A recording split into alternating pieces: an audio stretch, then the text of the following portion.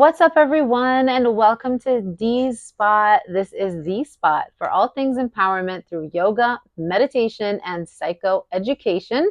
My name is Dalia, and I am your mental health coach. Lately, I've been doing a series on emotional intelligence, and today's episode is going to be all about triggers. This is a big topic that a lot of you requested that we talk about, and so for this week's Mental Health Monday, we're going to be exploring triggers. Let's start with the foundations. What even is a trigger? Simply put, triggers are specific events, situations, or memories that provoke a very strong emotional response. For instance, you might feel a sudden urge of anger when someone criticizes you. Or you might feel very overwhelmed with sadness when you hear a particular song. When we encounter a trigger, it can evoke really intense emotions and sometimes unexpectedly, and most of the times, the emotional reaction is not directly proportional to the situation at hand. So here's the crucial part. Triggers are not just random emotional reactions. They're most of the time rooted in some kind of unmet need or past experience. When we're triggered, it is an opportunity to get to know ourselves better. And if we can reframe how we see triggers, we can reframe how we deal with triggers. Because for me, a trigger is a wonderful thing. A trigger reveals to me that it's revealing something about my emotional landscape, and it's highlighting areas where I have unresolved issues or unmet needs so that I can get in there and take care of it and meet those needs and heighten my self-awareness and better my relationship with myself. Let me give you a few more examples of triggers. A critical comment can trigger you because it taps into some deep-seated need for validation that was unmet in your past.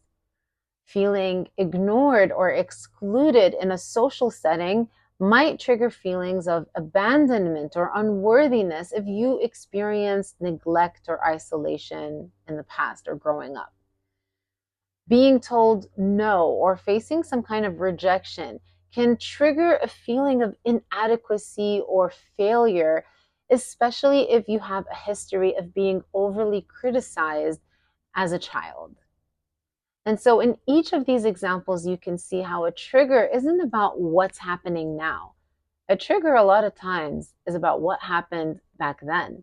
But how often do we trace our triggers back to the original situation that gave birth to that trigger? We seldomly spend that time and get to know it. But if we did, it can be really rewarding work, as I'm sure you can appreciate. Recognizing our triggers allows us to see them as deepeners. They help us grow by bringing to light the patterns and areas in our lives that needed healing. So instead of seeing your triggers as setbacks, instead of judging yourself for your emotional reaction, maybe you can start to learn to see your triggers as opportunities for self-discovery and personal development. It's really important to distinguish between experiencing a trigger and letting it control you. Experiencing a trigger can elicit a natural reaction, but emotional control means recognizing your triggers and managing your response in a healthy way, as opposed to just automatically reacting to it the way you've always reacted to it. Because a lot of times, triggers are patterns, and how we've reacted to that pattern in the past is how we continue to react. And so with everything that we're trying to do is we're incorporating some mindfulness. How do I choose my response as opposed to just reactivity?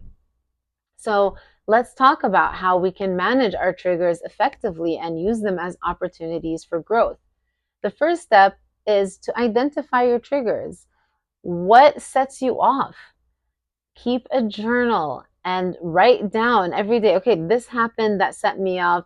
This is what triggered me today. Keep track of the situations that provoke strong emotions in you, because this can help you to identify patterns and I understand your triggers better. For instance, note when you feel a strong emotion. What happened right before that? What were the thoughts and feelings you experienced when that situation happened? And when was the first time you felt that way? Those are some excellent journaling prompts to help get you started. Second, reflect on your unmet needs.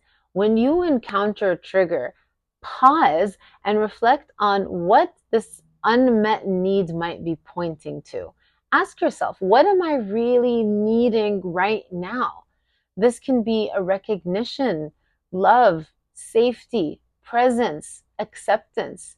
For example, if you feel angry when someone is criticizing you, even if it's constructive, your unmet need could be just for validation and self-worth. And so how can you learn how to begin to validate yourself? How can you feel worthy no matter what is going on outside of yourself? Tip number 3 is to challenge your thoughts, because as you know now, our thoughts very much impact how we feel. So learning how to examine what we're thinking when we are triggered is an important step. So ask yourself, is my reaction right now based on the present situation or past experiences? And maybe what is a more balanced perspective that I can introduce? This is going to help you reframe your thoughts and address any kind of underlying needs. For example, instead of thinking, oh, I'm worthless because of this criticism, maybe you can reframe it to, this criticism is about my work, not about my worth as a person. The fourth tip is to practice self-compassion.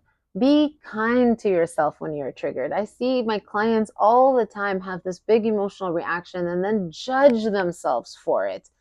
Understand that your emotional reactivity is a natural response and you can choose how to respond in a different way. But first, you have to be kind to yourself. Treat yourself with the same compassion that you would offer a friend, and remind yourself that it's okay to have these feelings and that you are a work in progress and you are working towards understanding your feelings and healing them. Number 5 is to develop healthy coping strategies. Have a little emotional toolbox that you can pull from whenever you're feeling triggered. Find ways to meet your needs in a healthy manner. This can include practicing mindfulness, meditation, talking to a friend, engaging in some kind of physical activity. For example, if your need is safety, then creating a calming routine or a safe space at home that you can go to can help. Actually, something that I do with my clients all the time, especially when we're dealing with inner child healing, is I help them craft a safe space inside their mind that only they know and that they can go to anytime they're feeling triggered. Maybe it's an invitation for you to also think about creating a safe space in your mind. And finally, what number am I on? Whatever. The last tip that I have for you is pattern recognition. Remember what we're talking about. These are patterns, and over time, you might notice reoccurring themes in your trigger. That's pointing you in the direction of where your work needs to be. So recognizing those patterns are crucial for your healing. For example, if you often feel triggered by rejection, then it might point to a deep-seated fear of abandonment. So working through these patterns with a therapist can help you heal at a deeper level. So remember that by acknowledging and understanding your triggers, you can transform them from a source of stress into an opportunity for self-discovery and healing. So just like we're learning how to befriend our emotions, befriending our triggers can help us maintain emotional balance and prevent overt reactions or negative reactivities or emotions from taking over. Remember, managing triggers and emotional regulation is a skill that takes time and practice. So be patient with yourself and just take small steps every day that are going to lead you closer to your goals. Thank you so much for watching. If you found this video helpful, please give it a thumbs up and don't forget to subscribe. Leave me a comment on what next should we talk about in our emotional intelligence series. What are you struggling with? What aspect of your emotions would you like to learn more about? I would love to hear from you. So share your thoughts and your questions in the comments below. Thank you again. And until next time, take care, stay mindful, and wishing you good mental health.